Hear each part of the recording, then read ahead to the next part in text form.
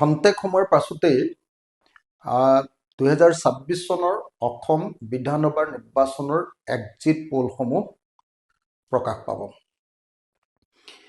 Exit পোলসমূহে যি কথাই নকওক লাগিলে, মই ৰাইজৰ দল আৰু বিৰোধী ঐক্যমঞ্চৰ প্ৰাৰ্থীসকলৰ আৰু বিৰোধী ঐক্যমঞ্চৰ সকলো দলৰ কৰ্মীসকলক ধৈৰ্য ধৰি ষ্ট্ৰং ৰুম সুৰক্ষিত কৰি ৰাখিবৰ কাৰণে আহ্বান জনাইছোঁ।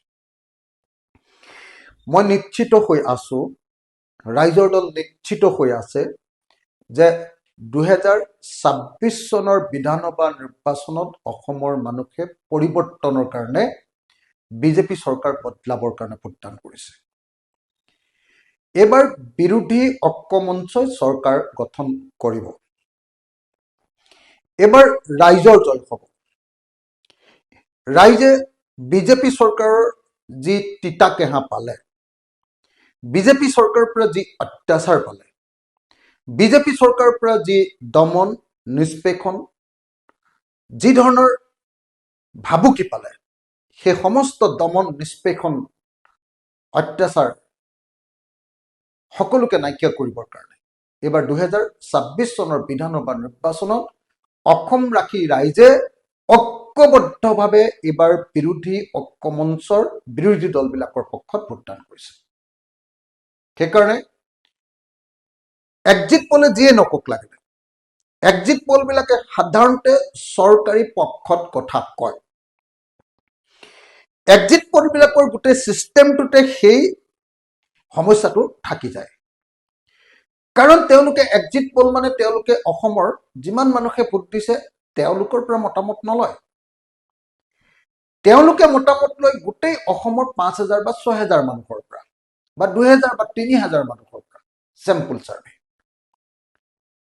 কোনোবা এটা চেণ্টাৰত কেইজনমান মানুহৰ পৰা তেওঁলোকে মতামত লয়। গতিকে সেই কেইজন মানুহৰ মতামতে কেতিয়াও অসমৰ ৰাইজৰ বা জনগণৰ মতামত কেতিয়াও হ'ব নোৱাৰে। সেইকাৰণে চেম্পল চাৰ্ভে যিয়েই নকওক লাগিলে সেইটোকে একেবাৰে শুদ্ধ বুলি ভাবি থকাটো এটা অবিজ্ঞানসন্মত কথা। মই ভাবো মোৰ গোটেই জীৱনৰ দীঘলীয়া আন্দোলনৰ জনতাৰ লগত থকা সম্পৰ্কৰ পৰা মই এবাৰ আপোনালোকক ক'ব পাৰোঁ যে 2026 চনৰ বিধানসভা নিৰ্বাচনত অসমৰ ৰাইজে 2016 চনৰ বিধানসভা নিৰ্বাচনৰ দৰে পৰিৱৰ্তনৰ কাৰণে ভোটদান কৰিছে। 2026 চনৰ বিধানসভা নিৰ্বাচনত অসমৰ ৰাইজে এবাৰ চৰকাৰ সলনি কৰিবৰ কাৰণে, সাম্প্ৰদায়িক ফেচিবাদী চৰকাৰ সলনি কৰিবৰ কাৰণে, হিমন্ত বিশ্ব শৰ্মাক বদলাই দিবৰ কাৰণে ভোটদান কৰিছে। সেইকাৰণে মই সকলো মানুহক ধৈৰ্য ধৰি ৰ'বৰ কাৰণে আহ্বান জনাইছোঁ। এক্সিট পোলে কি কয় মই নাজানো, খন্তেক সময়ৰ পাছত এক্সিট পোল ওলাব, কিন্তু মই জানো যে এই এক্সিট পোলে বিজেপি চৰকাৰৰ পক্ষতেই কথা ক'ব। কাৰণ যিসকলৰ পৰা মতামত লয় সাধাৰণতে চৰকাৰৰ বিপক্ষত কথা ক'বলৈ দিগদাৰ পায়।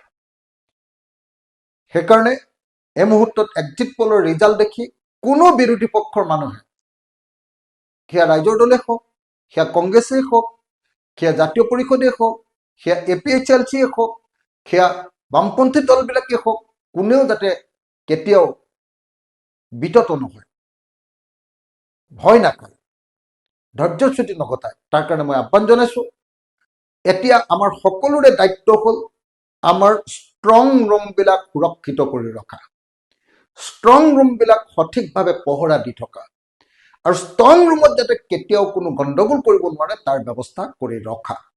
মই এক্সিট পোল প্ৰকাশৰ আগে আগে সমগ্ৰ অসমবাসী ৰাইজক, বিশেষকৈ পৰিৱৰ্তনকামী ৰাইজক সকলোকে নিজৰ নিজৰ সমষ্টিৰ ষ্ট্ৰং ৰুমসমূহ সুৰক্ষিত কৰি পহৰা দি থাকিবৰ কাৰণে আহ্বান জনাইছোঁ। আৰু মই নিশ্চয়তা প্ৰদান কৰিছোঁ যে এইবাৰ ৰাইজৰ দৰে হ'ব, বিজেপি চৰকাৰ পৰাভূত হ'ব, চৰকাৰ পৰিৱৰ্তন হ'ব আৰু বিৰোধী ঐক্যমঞ্চৰ চৰকাৰ হ'ব, আৰু আমি পৰিৱৰ্তনৰ সোৱাদ অসমৰ ৰাইজক দিব পাৰিম। ধন্যবাদ। জয় অসম।